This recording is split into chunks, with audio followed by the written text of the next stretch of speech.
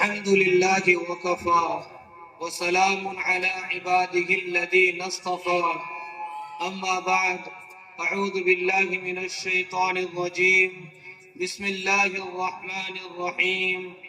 يرفع الله الذين آمنوا منكم والذين أوتوا العلم درجات سبحان ربك رب العزة عما يصفون وسلام على المرسلين والحمد لله رب العالمين. درود شریف پڑھیں. اللهم صل على سيدنا محمد وعلى آل سيدنا محمد وبارك وسلم. اللهم صل على سيدنا محمد وعلى آل سيدنا محمد وبارك وسلم. اللهم صل على سيدنا محمد وعلى آل سيدنا محمد وبارك وسلم. عابد کے یقین سے روشن ہے سعادت کا سچا صاف عمل. عابد کے یقین سے روشن ہے سعادت کا سچا صاف عمل. دنیا نے کہاں دیکھا ہوگا اخلاص کا ایسا تاج محل.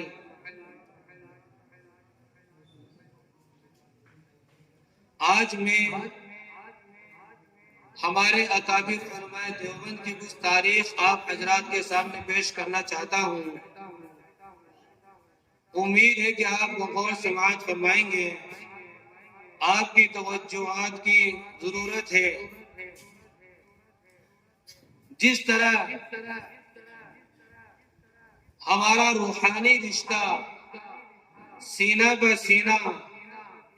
تاجدار مدینہ سرور کائنات خاتم النبیین رحمت للعالمین سنہری جالے والے کالی کملی والے محمد الرسول اللہ صلی اللہ علیہ وسلم سے ملتا ہے، اسی طرح ہمارا علمی تسلسل علمی سلسلہ اکابر علماء دیوبند سے جا کے ملتا ہے. ہمارے اکابر علماء دیوبند اس بات کو سمجھ چکے تھے، بھانپ چکے تھے کہ انگریز اس ملک میں آیا ہے وہ صرف ہمارا مال ہی نہیں چھیننا چاہتا بلکہ ہمارا ایمان بھی چھیننا چاہتا ہے. اور دنیا کی تاریخ اٹھا کے دیکھیں گے کہ جو ملک غلام ہو گئے ان میں البانیہ، بوسنیا، کوسومو بہت سارے ایسے ممالک ہیں جو غلام ہو گئے اور غلامی کے بعد وہاں سے علمی دولت، علمی سرمایہ، علماء کرام، قرآن پاک، اسلامی کلمات ہر چیز کو ختم کر دیا گیا. حتیٰ کہ ایک آدمی بھی کلمہ پڑھنے والا وہاں باقی نہیں رہا.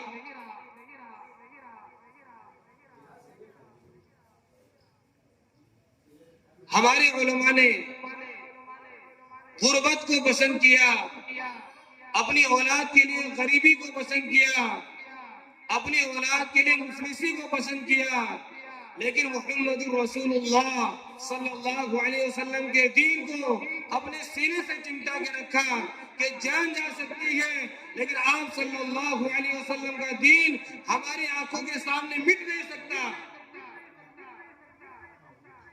یہ ہمارے اکابر علماء دیوبند کی سوچ اور ان کی سمجھ تھی، اور یہ آپ صلی اللہ علیہ وسلم سے اور اسلام سے محبت تھی. لہذا مختصر تاریخ 1601 ہجری میں انگریز واسکو ڈی گاما کی سربراہی میں بمبئی کے ساحل کے اوپر اترتا ہے اور مغل بادشاہوں سے ملاقات کرتا ہے اور تجارت کی غرض سے ملاقات کرتا ہے، اور چند ہی دنوں میں ان کی تجارت، ان کی محنت اتنی چمکتی ہے کہ سارے ہندوستان میں ان کے پرچم لہرانے لگ جاتے ہیں. اور 1701 تک بالکل 100 سال بعد انگریزوں کے جگہ جگہ دفاتر، دفتر اور فرمیں بن گئی، اور انگریز اپنی چالاکی، عیاری، ہوشیاری، بدماشی، ہر چیز کے ذریعے جس طرح ملک کی تجارت کے اوپر قبضہ کرتا رہا، اس نے یہ دماغ میں بٹھا لیا، دل میں سوچ لیا کہ اس ملک کے اوپر ہمیں قبضہ کرنا ہے۔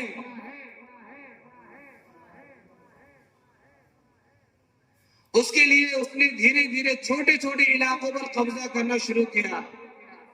اور 1740 تک 4 بڑے صوبوں پر انگریز قابض ہو گیا۔ لیکن جب بھی کوئی فرعون سر اٹھاتا ہے، موسیٰ کوئی پیدا ہوتا ہے، جب بھی کوئی ابو جہل اپنی جہالت کو پھیلاتا ہے، محمد رسول اللہ ان اندھیروں، ان ظلمتوں کو ختم کر کر نور کی روشنی کو پھیلاتے ہیں۔ اللہ تعالیٰ کا کرم ایسا ہوا کہ دہلی کے ایک دیندار گھرانے میں، دہلی کے ایک بزرگ عالم دین شاہ عبد الرحیم رحمت اللہ علیہ کے گھر میں ایک بچہ پیدا ہوتا ہے، ان کا نام شاہ ولی اللہ رکھا جاتا ہے۔ 1702 کے اندر شاہ ولی اللہ محدث دہلوی رحمت اللہ علیہ کی پیدائش ہوئی، اور شاہ ولی اللہ محدث دہلوی رحمت اللہ علیہ نے اپنے مقامی علماء سے علم دین حاصل کرنے کے بعد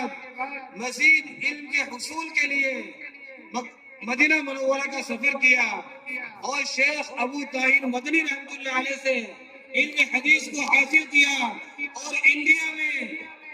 ہندوستان میں سب سے پہلے آ کر سب سے پہلے قرآن کا فارسی میں ترجمہ کیا وہ شاہ ولی اللہ محدث دہلوی رحمت اللہ علیہ تھے۔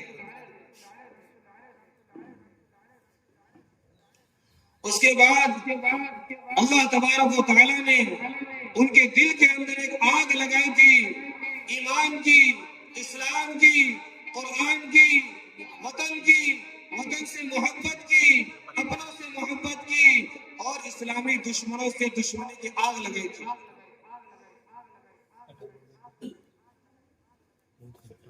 اللہ تبارک و تعالیٰ نے حضرت شاہ ولی اللہ محدث دہلوی رحمت اللہ علیہ کو بہت ساری اولادوں سے نوازا، جن میں سے 4 سب سے پہلے حضرت شاہ عبد العزیز دہلوی، دوسرے شاہ عبد القادر، تیسرے شاہ عبد الغنی، چوتھے شاہ رفیع الدین، یہ 4 ان کے اولاد پیدا ہوئی، اور یہ اولاد بھی اپنی زمانے کی آفتاب و مہتاب تھی، دین کی روشنی کو اپنے سینوں میں، اپنی آنکھوں میں رکھنے والی تھی۔ اور شاہ رفیع الدین اور شاہ عبد القادر رحمت اللہ علیہ نے سب سے پہلے اردو کے اندر قرآن پاک کا ترجمہ کیا، اور 1762 کے اندر شاہ ولی اللہ محدث دہلوی رحمت اللہ علیہ کی وفات ہو گئی۔ ان کے بعد ان کے فرزند ارجمند، ان کے بڑے صاحبزادے شاہ عبد العزیز دہلوی رحمت اللہ علیہ ان کی مسند پر بیٹھے، اور شاہ صاحب پہچان گئے، شاہ صاحب نے بھاپ لیا کہ یہ انگریز یہ تن کے گورے، من کے کالے، جن کے دل سیاہ ہو چکے ہیں، یہ ہماری دنیا ہی نہیں چھیننا چاہتے، بلکہ ہمارا دین بھی چھیننا چاہتا ہے۔ اور سب سے پہلے 1772 کے اندر شاہ عبد العزیز رحمت اللہ علیہ نے انگریز کے خلاف جہاد کا فتویٰ دیا کہ یہ ہمارا دین نہیں، یہ ہماری دنیا نہیں، ہمارا دین بھی چھیننا چاہتے ہیں، اس لیے ان کو یہاں سے بھگاؤ، ملک کو حاصل کرو، دین کو بچاؤ، اسلام کے پرچم کو لہراؤ، قرآنی تعلیمات کو عام کرو، قرآن سے وابستہ ہو جاؤ، قرآن سے جڑ جاؤ۔ ان کے فتوے کا نتیجہ یہ ہوا کہ سارے ہندوستان میں ایک تحریک چلنی شروع ہو گئی، جگہ جگہ تحریکیں چلنی شروع ہو گئی۔ سب سے پہلی تحریک ریشم رومال، تحریک جنگ آزادی، تحریک ترک موالات، تحریک بالا کوٹ، بہت ساری تحریکیں چالو ہو گئی۔ اسی کے نتیجے میں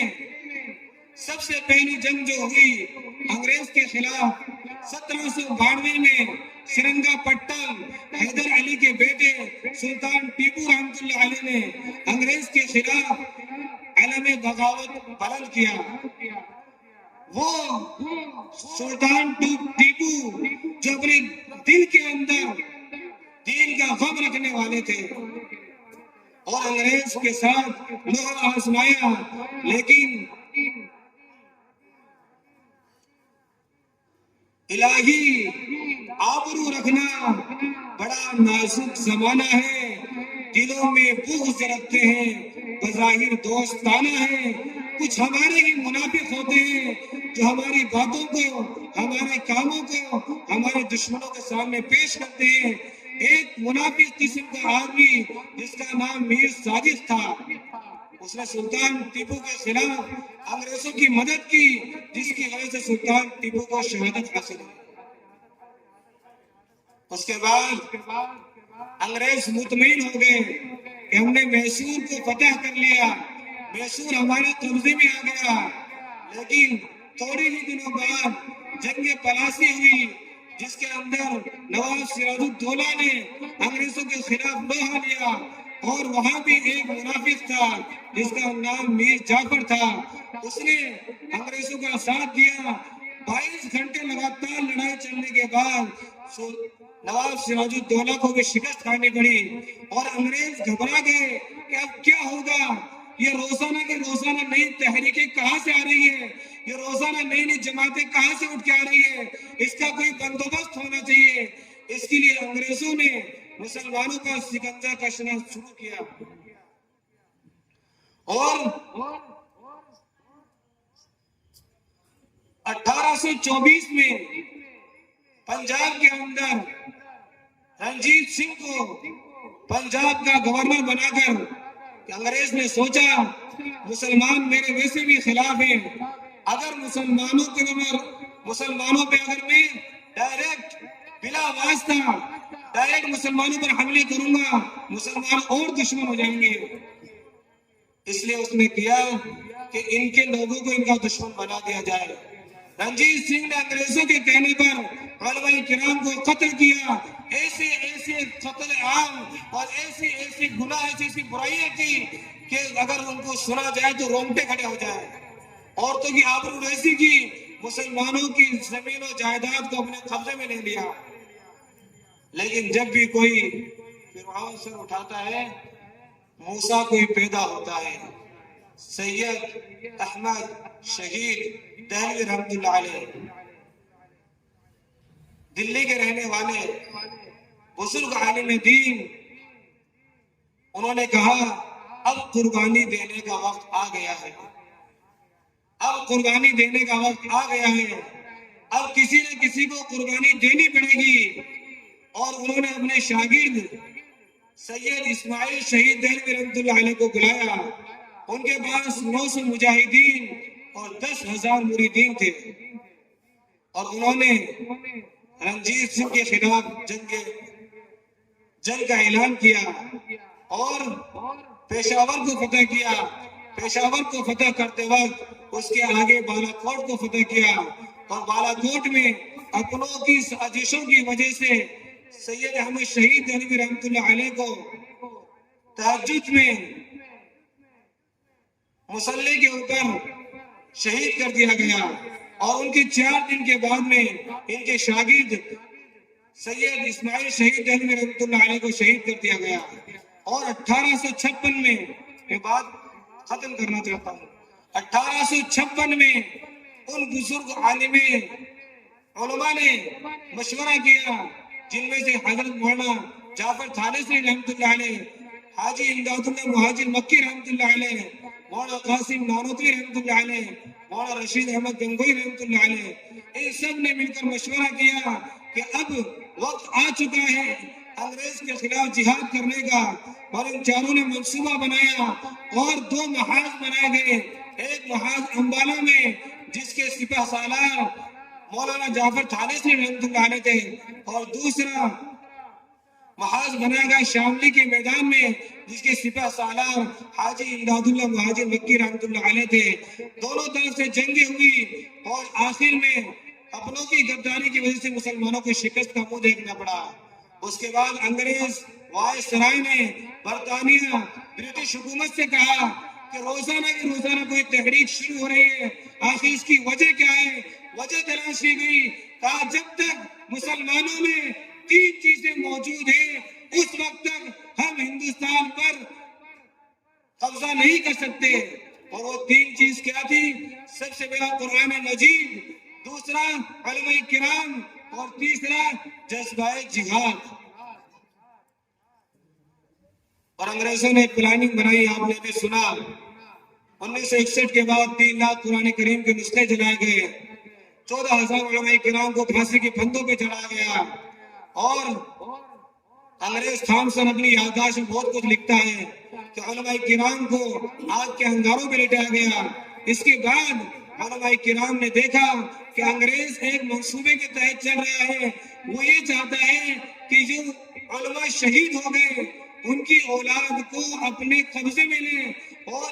عیسائی مشنریوں کے ذریعے اپنی تبلیغ کریں، ان کو فری کھلائیں، فری پلائیں، فری ان کو رہائش دیں۔ اس کے بعد انہوں نے بچوں کو عیسائی بنانا شروع کر دیا۔ دیوبند کے عالم دین حجت الاسلام حضرت مولانا قاسم نانوتوی رحمۃ اللہ علیہ نے 1867 کے اندر ایک ایسے مدرسے کی بنیاد رکھی جو اپنے ذات میں کامل و اکمل تھا، مکمل تھا۔ اور اس مدرسے کی بنیاد رکھنے کے بعد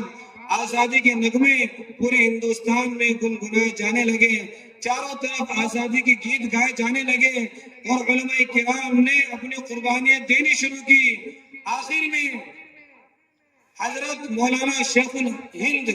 مولانا محمود حسن دیوبندی رحمۃ اللہ علیہ نے اتنی بڑی قربانی دی، ان کی قربانی پیش کر کے بات ختم کرتا ہوں۔ حضرت کی جب وفات ہوئی، ان کے مرید حکیم اجمل خان صاحب کے گھر پر، تو جب ان کو غسل دیا گیا تو شیخ الہند رحمۃ اللہ علیہ کی کمر کو دیکھا گیا کہ ان کی کمر کے اندر سریے اور آگ کے انگاروں کو لٹانے کے نشانات پڑے تھے۔ انہوں نے کہا کہ ایسی کمر ہم نے کسی کی نہیں دیکھی، ان کا حال کیسے ہوا؟ حضرت مولانا حسین احمد مدنی رحمۃ اللہ علیہ اس وقت کلکتہ میں تھے، وہاں تشریف لائے، اور تشریف لانے کے بعد مولانا حسین احمد مدنی رحمۃ اللہ علیہ نے کہا کہ ہم نے بہت ساری باتیں آپ کو نہیں بتائی، ان میں سے ایک بات یہ ہے کہ میرے استاد کو میری آنکھوں کے سامنے ہمیں پکڑ لیا جاتا اور میرے استاد کو آگ کے انگاروں پہ لٹاتے، میرے استاد کے خون اور چربی سے آگ کے انگارے بجھتے، میرے استاد کہتے مارو، میں آزاد ہوں، میں لوگوں کو آزاد کرا کے رہوں گا، میں قرآن کا پرچم لہرا کے رہوں گا، میں بلال حبشی کا وارث ہوں، میں خباب بن ارد کا وارث ہوں، میں امام مالک کا جن کا چہرہ سیاہ کر کے مدینہ منورہ میں گھما گیا ان کا وارث ہوں، میں ابو حنیفہ کا وارث ہوں جن کا جنازہ جیل سے اٹھا، میں احمد بن حنبل کا وارث ہوں جن کو 70 کوڑے قرآن پاک کی وجہ سے مارے گئے۔ یہ ساری قربانیاں دینے کے بعد آج ہم آزادی کے ساتھ، آزادی کا مطلب آزادی بہت بڑی نعمت ہے اللہ تعالیٰ کی، اس آزادی کی ہمیں قدر کرنا چاہیے۔ جس چیز کی قدر کی جاتی ہے اللہ ان نعمتوں میں اضافہ عطا فرماتے ہیں، نعمتوں کی ناشکری ہوتی ہے اللہ تعالیٰ نعمتیں لیتا نہیں ہے، چھین لیتا ہے۔ اللہ تعالیٰ ہم سب کو آزادی کی قدر و قیمت نصیب فرمائے۔ وآخر دعوانا الحمدللہ رب